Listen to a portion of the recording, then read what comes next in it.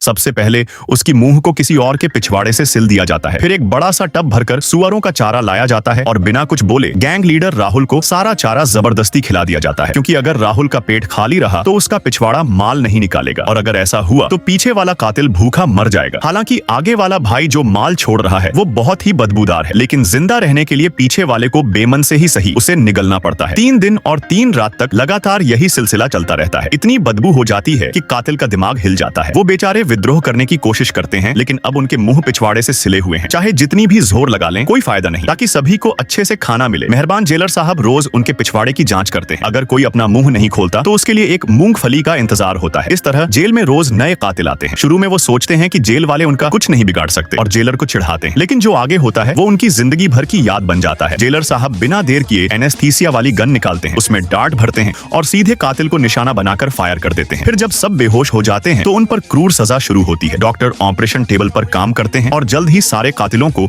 एक लंबी खाने की चेन में सिल दिया जाता है। सिर से पैर तक जुड़े हुए, सांस लेने तक की मोहलत नहीं। उनका खाना बस आगे वाले के द्वारा छोड़ा गया माल होता है। जब जेलर साहब देखते हैं कि सारे कातिल जी जान से उसे निगल रहे हैं तो उनके चेहरे पर संतुष्टि की मुस्कान आ जाती है। इतनी क्रूर सजा के बाद अब शायद ही कोई कातिल गलत हरकत करने की हिम्मत करे।